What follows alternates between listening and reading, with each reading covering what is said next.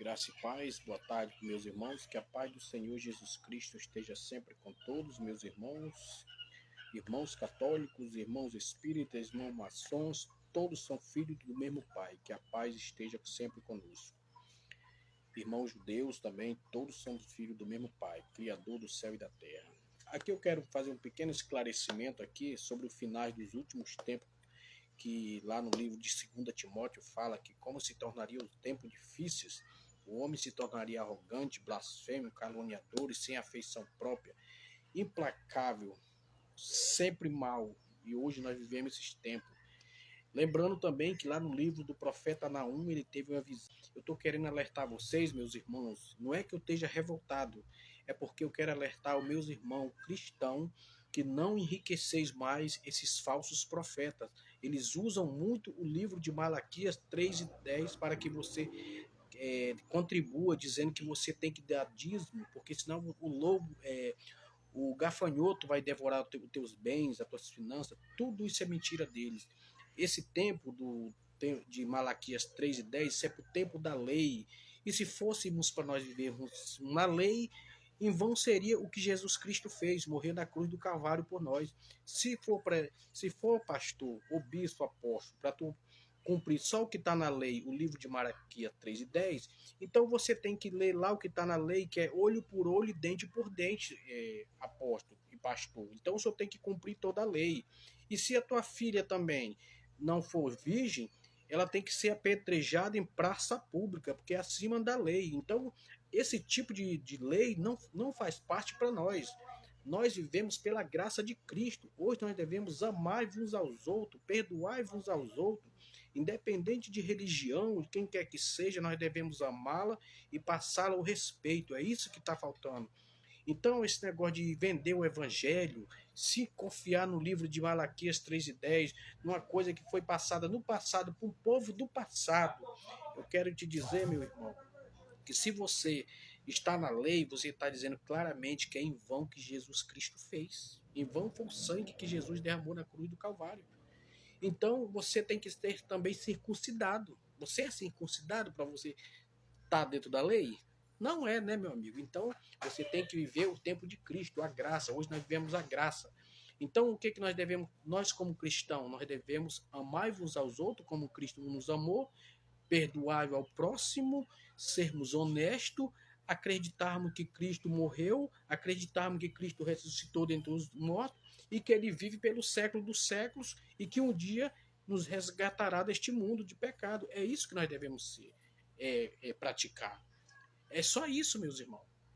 Não é estar acumulando tesouro aqui na terra como esses gurus, esses bispos, esses vice-deuses que tem que fazer, não.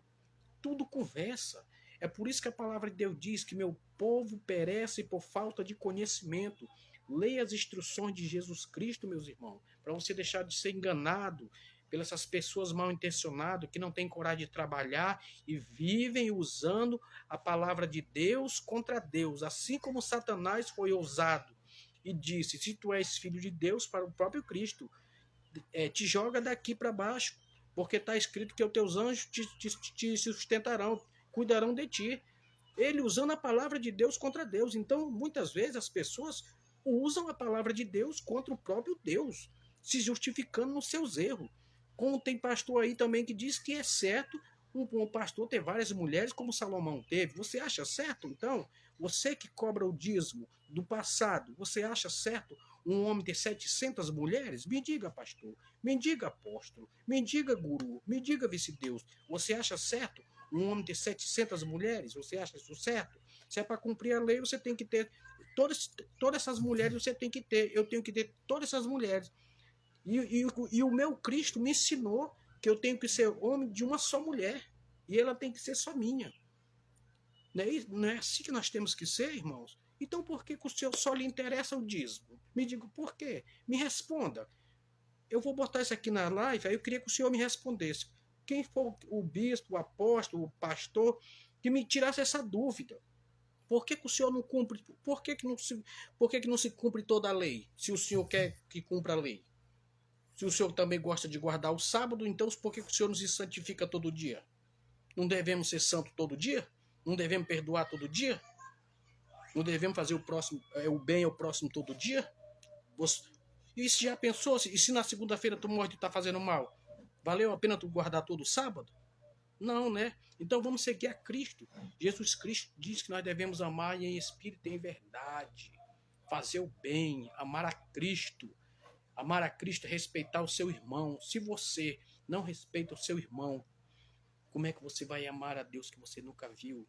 O que adianta você fazer cursos e mais cursos de teologia, pastor? Como você diz, eu sou bacharel em teologia, sou mestre em teologia, mas essa tua sabedoria para Deus é loucura, não passa de nada.